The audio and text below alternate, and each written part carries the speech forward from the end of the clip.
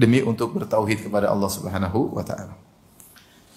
Tapi di antara kisah anak muda yang Allah sebutkan Nabi Ibrahim. Allah mengatakan tentang mudanya Nabi Ibrahim ketika berdakwah. Ketika Nabi Ibrahim hancurkan patung-patung, faja'alahum judzadzan illa kabirahul lahum. Maka Nabi Ibrahim pun hancurkan patung-patung kecil kecuali patung gede yang disisakan. Akhirnya ketika mereka pulang, mereka lihat dari acara perayaan mereka pulang, lihat patung-patung mereka hancur. Ibrahim berdakwah di mana? Di Babilonia, Irak. Dia berdakwah di Babilonia, Irak. Kemudian ketika mereka melihat patung-patung sudah hancur, mereka berkata, "Man fa'ala hadza bi alihatina? Innahu laminadz zalimin." Siapa yang berani menghancurkan patung-patung tuhan-tuhan kita ini? Sungguhnya dia orang yang sangat zalim. Qalu sami'na fatan yadhkuruhum yuqalu lahu Ibrahim. Mereka berkata, kami dengar ada seorang pemuda. Ini Ibrahim disebutkan apa? Muda. Yadhkuruhum, yang pernah nyebut-nyebut menghina-hina Tuhan kita. Karena Ibrahim memang menghina Tuhan-Tuhan mereka. Ini Tuhan apa? Enggak bisa dengar, enggak bisa bicara, enggak bisa. Nabi Ibrahim pernah datang ke Tuhan-Tuhan mereka, lihat sajian-sajian banyak. Taruh sajian-sajian di patung. Kata Nabi Ibrahim, "Ala ta'kulun, Tuhan, kenapa enggak makan?" Cuma dilihat aja. Jadi memang dia cari perkara. Nabi Ibrahim alaihissalam. Masih muda, berani, tegar. Kata mereka, qalu sami'na fatan yadhkuruhum yuqalu Ibrahim. Kami dengar ada seorang pemuda suka mengejek Tuhan-Tuhan kita, namanya Ibrahim. Fa'tu bi ala ayun nas la'allahum yashhadun. Datangkan dia, kita permalukan dia di hadapan masyarakat. Akhirnya terjadilah dialog luar biasa. Ibrahim datang depan masyarakat, depan rakyat, berdebat dengan mereka. Dalam Allah kisahkan dalam surat Al-Anbiya dan yang lainnya. Intinya yang saya sampaikan, bagaimana Ibrahim alaihissalam dia berani untuk tampil beda dalam rangka memperjuangkan tauhid. Dimusuhi oleh ayahnya, dimusuhi oleh rakyat, dimusuhi oleh raja. Semua masyarakat musuhin dia. Sampai ketika dia ditangkap, kemudian ingin dibakar, maka mereka mengumpulkan kayu bakar dalam waktu yang lama. Mereka ingin nyalakan api terbesar di dunia zaman itu. Sampai Ibnu Katsir menyebutkan sebagian orang bernazar, dia sakit. Kalau saya sembuh, saya akan bawa kayu untuk bakar siapa? Ibrahim. Luar biasa. Dan Ibrahim akhirnya dibakar. Ketika dibakar Allah selamatkan. Kata Allah, ya naru kuni bardan wa salaman ala Ibrahim. Wahai api, jadilah kau dingin dan selamat bagi Ibrahim. Kemudian ternyata mereka semua kalah. Aradu bihi kaidan faja'alnahumul asfalin. Mereka ingin buat makar kepada Ibrahim, maka mereka yang kalah. Tapi Ibrahim akhirnya harus meninggalkan kota yang sangat dia cintai. Inni dhahibun ila rabbi sayahdin. Saya harus pergi meninggalkan negeriku. Semua tidak ada yang beriman. Maka dia berhijrah, dia cari lahan dakwah yang lain. Ketika semua sudah buntu, maka pergilah dia. Ibrahim alaihissalam, sang pemuda yang luar biasa, yang hebat, berani berhadapan dengan satu negara, dia sendirian. Luar biasa. Ya. Keyakinan yang luar biasa. Ya. Luar biasa Ibrahim alaihissalam.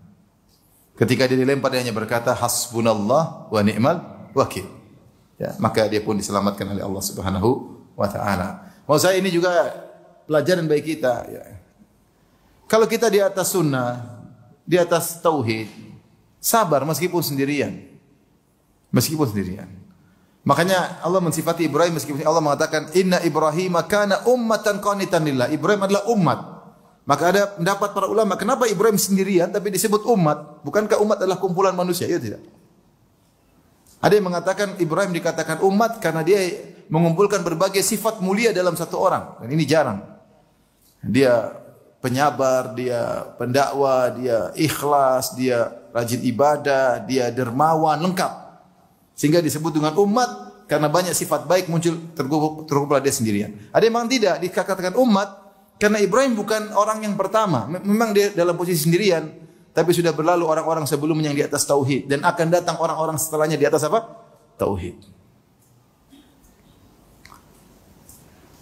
Maka ketika seorang mungkin di kampungnya sendirian di atas sunnah, sabar. Sabar ya. Tidak juga seperti Ibrahim, enggak ya. Cari masalah, Ibrahim beda, dia nabi. Tapi paling tidak sabar ya. Karena pengaruh mayoritas sangat luar biasa. Orang kalau lihat mayoritas seakan-akan jangan-jangan kita salah ini. Jangan-jangan mereka yang benar. Ini kok semuanya soldut, apa tadi? Solawat dangdutan. Kok kita enggak ya? Jangan-jangan kita salah. Mulai muncul seperti itu. Kita kok beda sendiri. Jangan-jangan ingat Ibrahim pernah sendirian. Paham? Contoh anak muda, tegar dalam tauhid. Ini kok semua orang pergi minta-minta kuburan, kita enggak sendiri. Semua orang kok joget-joget dengar musik, kenapa kita tidak? Apa kita salah? Terkadang muncul syubhat seperti itu. Baca jelas para ulama 4 mazhab mengharamkan apa? Musik. Di antara ulama yang tegas mengharamkan musik adalah mazhab apa? Syafi'i. Ada dai-dai yang mengatakan musik halal, memang ada, tapi kita bilang ya itu salah. Yang benar ijma ulama musik haram. Akhirnya gara-gara musik dihalalkan, sekarang ada orang baca Al-Fatihah pakai apa? Musik. Sekarang bukan Al-Fatihah, Al-Quran seluruhnya dibikin pakai apa? Musik. Surat Zalzalah pakai musik rock. Surat Al-Baqarah pakai musik jazz. Ngeri. Nah, kalau ditanya, dia kan boleh, musik boleh, baca Quran boleh. Kalau digabungkan boleh kan, nah, repot. Sekarang mau dilarang bagaimana?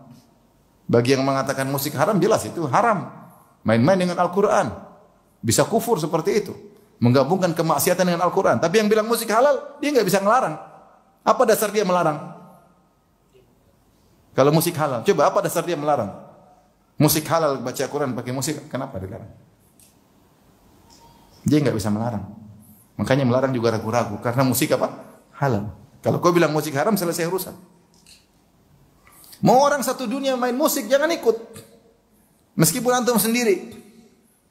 Sampai ada yang bilang, emang bisa hidup tanpa musik? Bisa. Bisa. Masih hidup kita, alhamdulillah. Jadi mau saya pengaruh mayoritas itu luar biasa. Bisa merubah kondisi seorang. Ketika dia masuk mayoritas seperti itu, dia bisa terbawa. Ingat Ibrahim alaihissalam, dalam kesendiriannya dia tegar, di atas tauhid. Berbeda dengan ini, dia tidak peduli.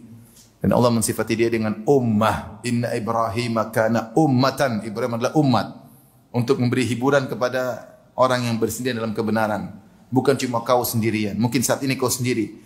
Tapi telah berlalu sebelum engkau orang-orang di atas jalanmu. Dan akan datang orang-orang yang berjalan di atas jalanmu. Di atas kebenaran.